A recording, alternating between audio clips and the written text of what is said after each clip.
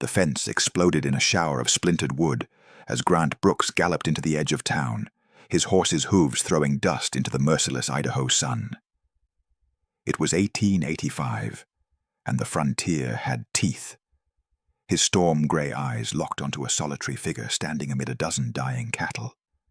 Angela Watson, 55 years old, her weathered hands gripping a pitchfork like a spear against the world. The herd's ribs pressed through their hides, and the earth beneath them was cracked and bleeding. Grant pulled his horse to a halt 10 feet away. The wind caught his words before they reached her. "I know what you're hiding," he said, his voice low and dangerous. "And I know what it's worth." Angela's jaw tightened. She didn't flinch, didn't step back. "Then you know more than you should, Brooks." He dismounted slowly, his boots hitting the ground with finality. "I'm not here to take it from you. I'm here to make you an offer." The dying cattle moaned behind her, a chorus of desperation. Grant's eyes never left hers. "1 week," he said. "Work with me for 1 week, and I'll give you half of everything I find. Refuse, and we both lose what's left." Angela stared at him, reading the exhaustion etched into his young face, the desperation that mirrored her own. If you've ever felt the crushing weight of a choice you can't afford to make wrong, staying with us now is the only way to see how this gamble ends. Tell us in the comments, where are you watching from? But before Angela could answer, a gunshot split the air, and both of them hit the ground. Who fired? Grant Brooks had been 25 when his ranch sprawled across 300 acres of Idaho's richest grazing land. Cattle grazed fat and content. Water flowed from a spring that never ran dry. He'd inherited it from his father, and he'd sworn to make it legendary. Then the drought came. 3 years of relentless sun turned the grass to dust, and the spring to a memory. His cattle died by the dozens, his debts piled higher than the corpses he burned. The bank circled like vultures, and his crew abandoned him one by one, until only the land remained, and even that was slipping through his fingers. Now, at 28, Grant was a ghost, haunting his own legacy. His clothes hung loose on a frame that had forgotten how to rest. His hands shook when he thought no one was watching. The town called him the Broken Rancher, and he'd stopped arguing. But 3 days ago, a drunk cowhand had whispered a secret in the saloon. Angela Watson's dead husband had buried something on her land before he died. A map, a claim, something worth killing for. Grant had ridden out at dawn, desperation fueling every mile. He found Angela standing in the ruins of her own dream, and he saw himself reflected in her eyes, stubborn, exhausted, refusing to surrender. The gunshot still echoed in his ears as he crawled toward her through the dirt. "You hit?" he gasped. Angela shook her head, her eyes scanning the ridgeline. "Not yet." Another shot rang out, closer this time. Angela Watson had been 19 when she married Thomas Watson, a farmer with more hope than sense. They'd carved a life from the Idaho soil, 200 acres of sweat and prayer. No children came, but they'd had each other, and that had been enough. Then Thomas died, a fever that burned him hollow in 4 days. She was 53, alone, and the town looked at her like she was already a grave waiting to be filled. The younger widows remarried within months, but Angela was too old, too weathered, too used up. The whispers followed her through the general store. What's she still doing here? Why doesn't she just sell and disappear? She refused to disappear. She worked the land herself, though her back screamed with every shovelful of dirt. She tended the dying herd, though everyone said it was pointless. She kept Thomas's secrets locked in her chest, because that was the only thing she had left that was truly hers. The rumor about the heirloom had started 6 months ago, some drunken speculation in the saloon that had grown teeth. Now strangers watched her home. The sheriff asked too many questions, and a cattle baron named Dalton Reeves had offered to take the burden off her hands 3 times, each offer wrapped in a smile that promised violence. Grant Brooks was just another desperate man chasing a ghost. But when the 3rd shot shattered the window of her dying barn, and Grant threw himself over her without hesitation, she realized he might be different. "Run," he hissed. She grabbed his arm. "Not without the ledger." His eyes widened. "You know where it is?" The barn was already burning. Flames licked up the dry wood like a living thing, hungry and inevitable. Smoke poured through the gaps in the walls, turning the air into poison. Angela and Grant stumbled through the entrance, coughing, eyes streaming. "Where?" Grant shouted over the roar of the fire. Angela pointed toward the back corner, where a stack of rotting hay bales leaned against the wall. "Under there. Thomas buried it the night before he died." Grant didn't hesitate. He dove into the smoke, his silhouette swallowed by the inferno. Angela followed, her lungs burning, her heart pounding against her ribs. They threw the bales aside with raw desperation, and there, buried 3 feet down in a rusted metal box, was the ledger. Grant yanked it free, just as a support beam cracked overhead. The ceiling was coming down. He grabbed Angela's wrist and ran. They burst through the barn door as the structure collapsed behind them in an explosion of sparks and ash. They hit the ground hard, gasping for air, the ledger clutched between them. Angela opened it with trembling hands.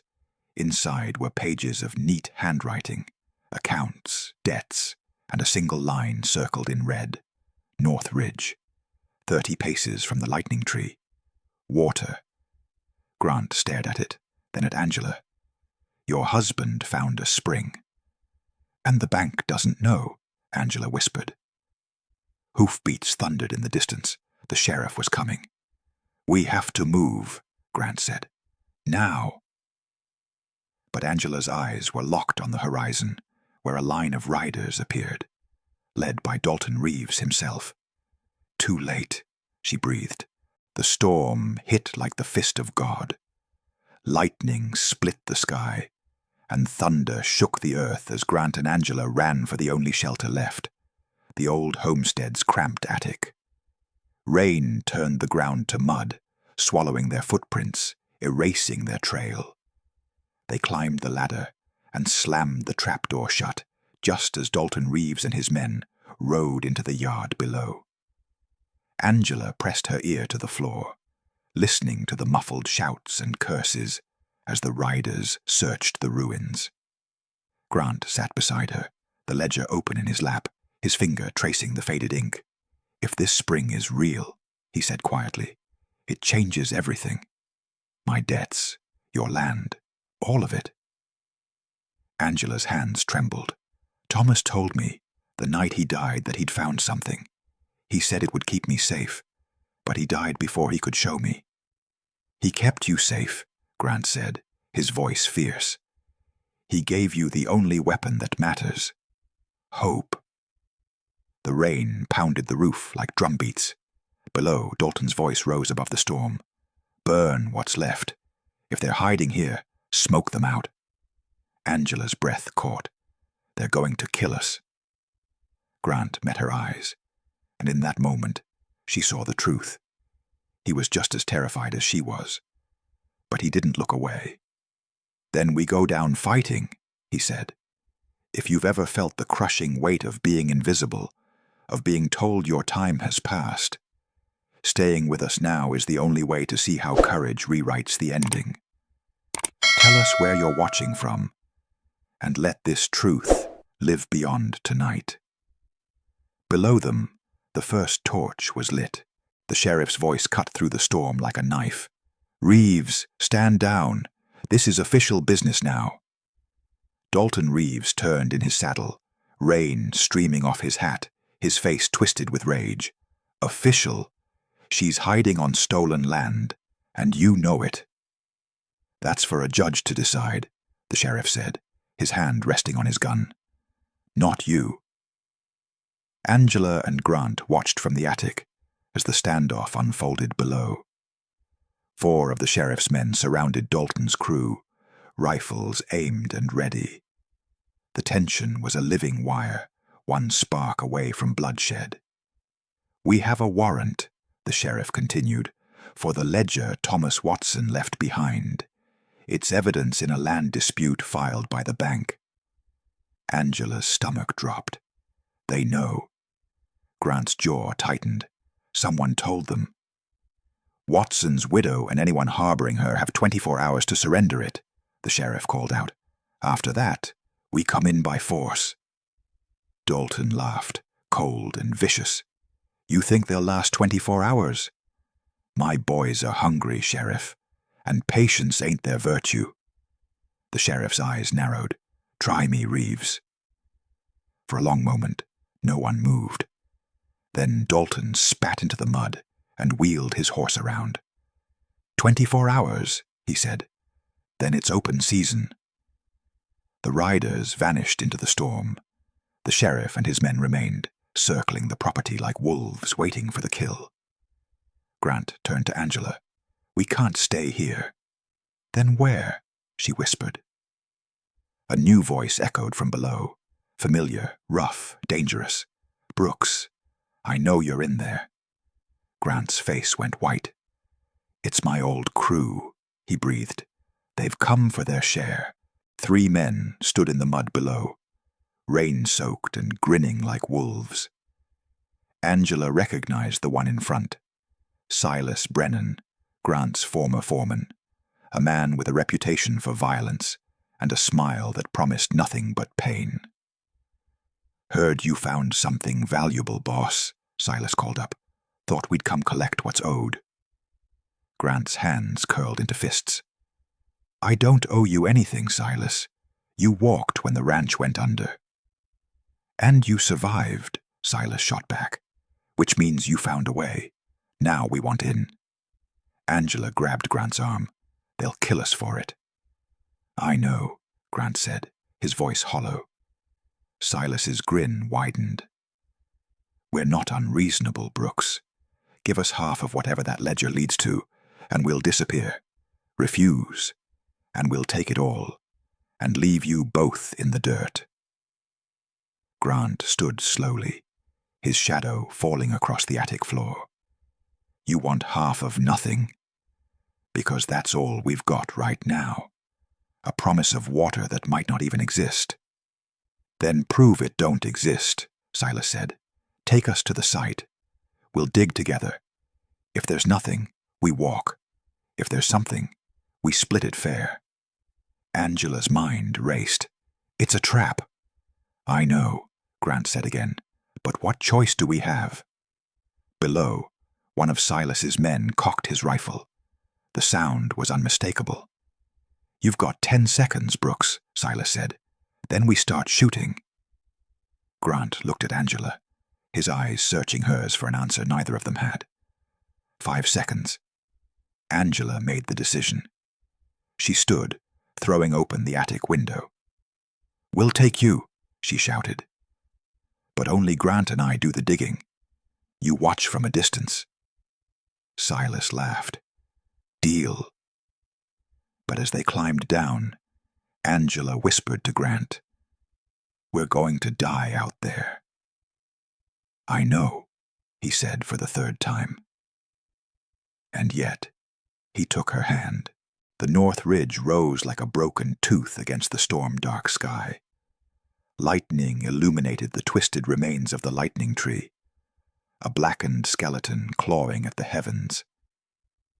30 paces from its base, Angela and Grant began to dig.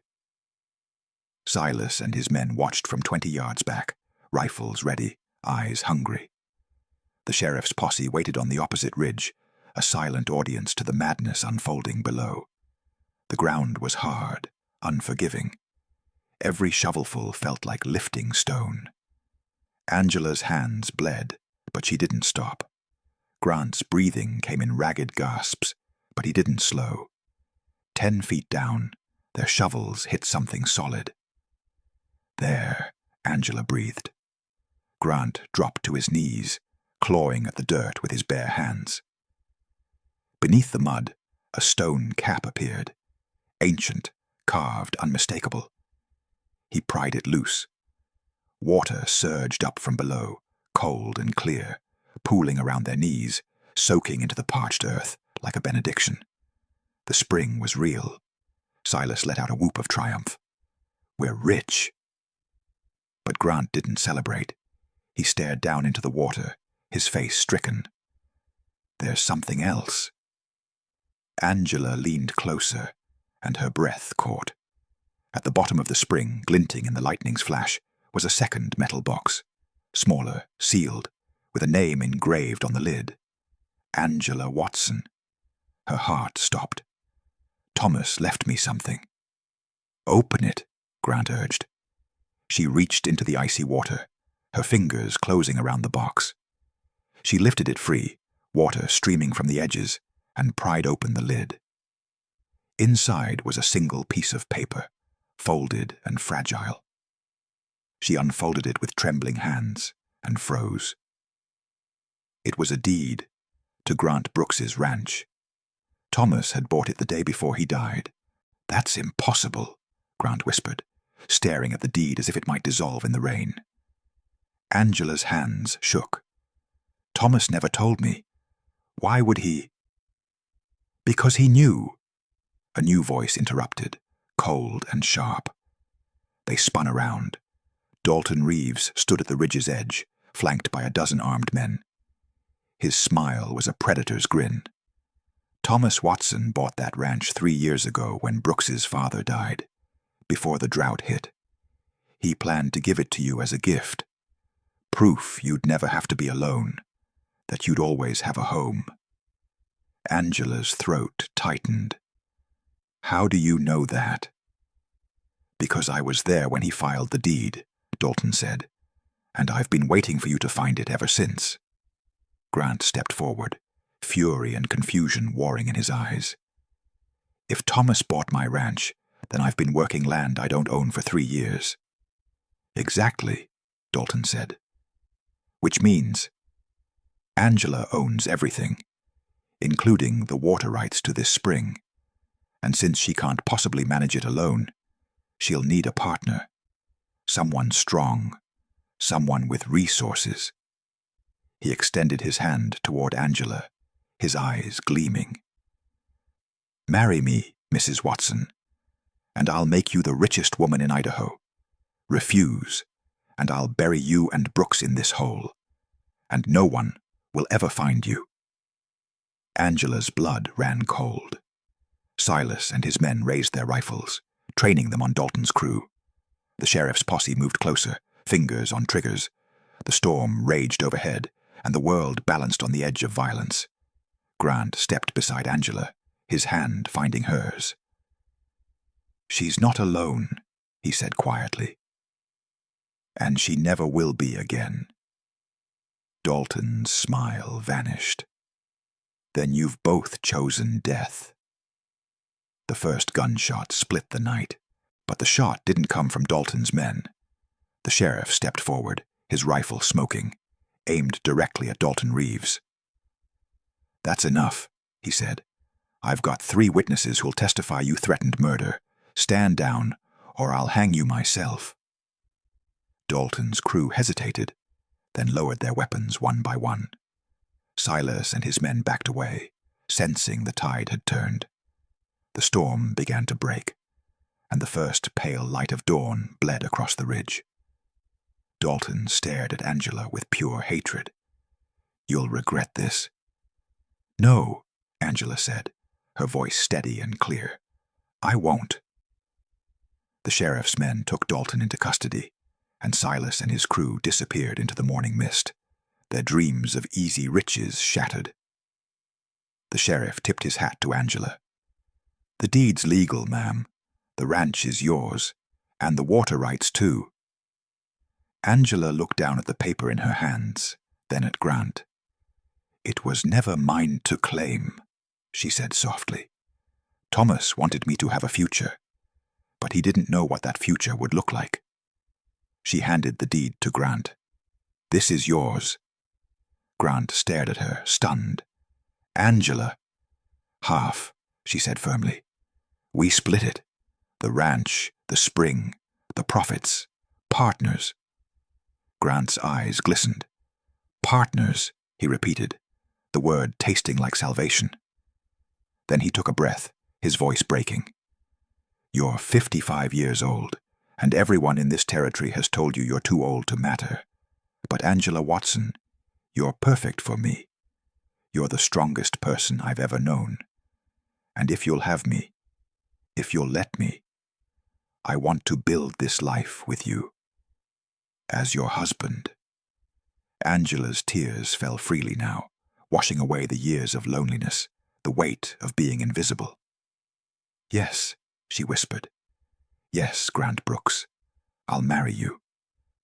If you've ever been told your time has passed, that you're too old, too broken, too late, this story is your proof that new beginnings have no expiration date. Share it with someone who needs to hear it. Subscribe so you never miss a reminder that you still matter. And tell us in the comments, where are you watching from? Your voice keeps these truths alive. They stood together on the ridge as the sun rose over Idaho, two broken people who had found each other in the ruins and built something unshakable. The spring flowed, the land healed, and Angela Watson finally came home.